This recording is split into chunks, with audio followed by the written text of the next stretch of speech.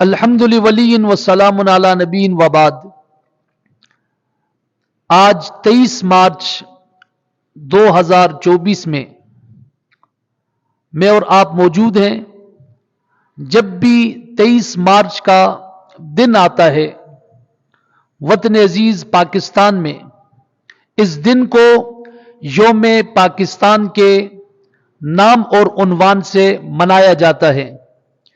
23 مارچ یوم پاکستان کے پس منظر کو اگر دیکھا جائے تو میں اور آپ تقریباً 80 دہائیاں پیچھے جائیں گے، یعنی 1940 میں جب لاہور کی سرزمین پر اللہ رب العالمین کے گھر یعنی شاہی مسجد کے قریب وسیع اور عریض میدان کے اندر لوگ جمع تھے، جنہیں اس دور کے مخلص، آزادی، حریت پسند مسلمانوں کے عنوان سے، نام سے یاد کیا جاتا ہے۔ یہ حریت پسند لوگ ایک نظریے کے لیے لاہور کی سرزمین پر جمع تھے۔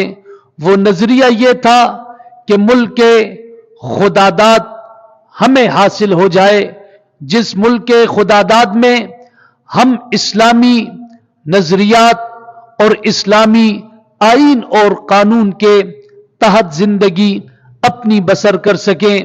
تقریباً 1 لاکھ لوگوں کا یہ ہجوم تھا اور اس کے اندر اسلام اور نظریہ اسلام کے لیے قرارداد منظور کی گئی، جسے تمام کے تمام لوگوں نے متفقہ طور پر منظور کیا۔ یقیناً قرارداد پاکستان یہ اسلام اور پاکستان اور قرارداد پاکستان یہ تینوں ایک دوسرے کے ساتھ ملے ہوئے عنوان ہیں۔ یقیناً اس جگہ پر جمع ہونے والے لوگ تمام مسلمان تھے، وہاں پر تقریر کرنے والے خطبہ مسلمانوں کے لیڈر تھے، سننے والے سامعین تمام کے تمام مسلمان تھے، یعنی رہبر اور وہاں پر عوام اس نقطے پر پہنچے کہ ہمیں ایک علیحدہ آزاد ریاست اسلام کے نام پر حاصل کرنی چاہیے۔ جہاں جہاں مسلمان اکثریتی آبادی رکھتے ہیں وہاں پر مسلمانوں کے لیے علیحدہ ریاست اور ملک کا قیام کیا جائے۔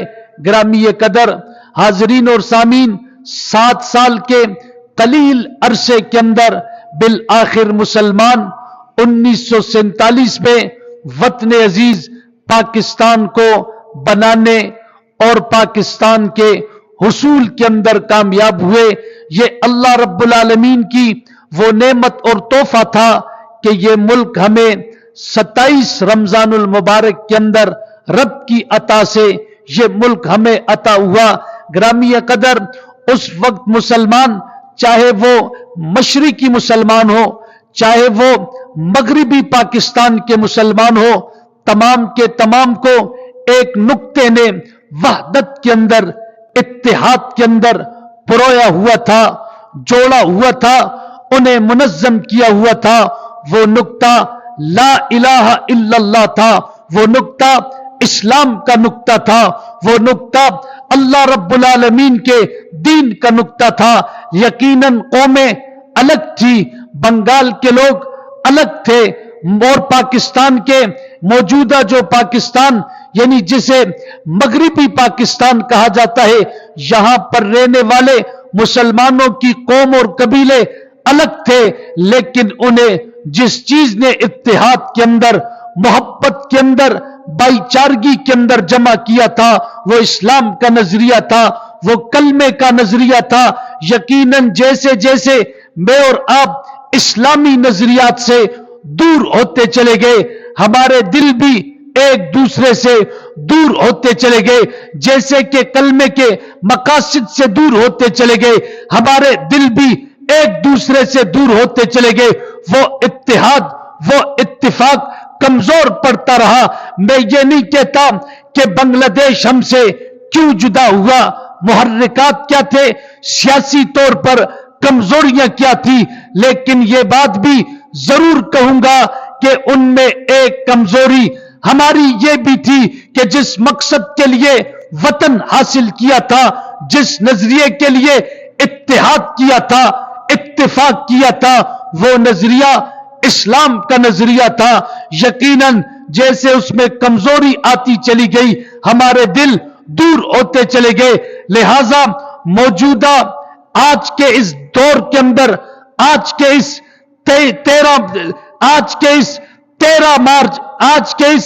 23 مارچ کے اندر میں اور آپ جمع ہیں، اور میں اور آپ، ہم اور آپ ایک قومی نظریے کے اوپر جمع ہیں. وہ قومی نظریہ آج بھی ہمارا اسلام ہے اور اسلام ہونا چاہیے.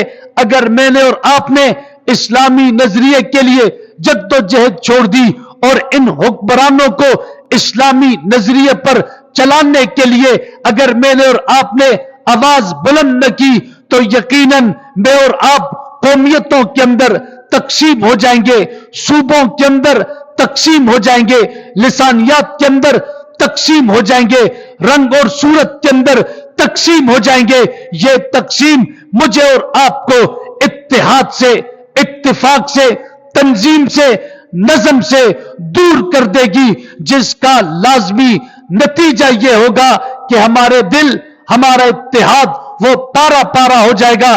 لہذا آج بھی مجھے اور آپ کو اس قومی نظریے پر آنا ہے، اس اسلامی نظریے پر آنا ہے، مقصد پاکستان پر آنا ہے، اور اسلامی نظریات کے لیے پاکستان حاصل کیا تھا. اس نظریے پر آ کر کھڑا ہونا ہے. اپنے حکمرانوں سے، اپنے سیاسی لیڈروں سے میں نے اور آپ نے مطالبہ کرنا ہے، ہم آپ کی قیادت میں تب چلیں گے جب آپ اتحاد اور اتفاق کے قومی نظریے، اسلامی نظریے، پاکستان کا مطلب کیا، لا الہ الا اللہ پر آپ صحیح طور پر گامزن ہوں گے. ہم آپ کے ساتھ چلیں گے. یقیناً کلمہ طیبہ ہی، اسلام ہی، دین ہی میرے اور آپ کے اتحاد اور اتفاق کی واضح اور میرے اور آپ کے اتحاد اور اتفاق اور کامیابی کی دلیل بھی ہے، ضمانت بھی ہے. آج 23 مارچ 2024 میں میرے اور آپ نے عزم کرنا ہے، انشاءاللہ پاکستان کو مستحکم بنانا ہے اور پاکستان کو اسلام کا قلعہ بنانا ہے. والسلام.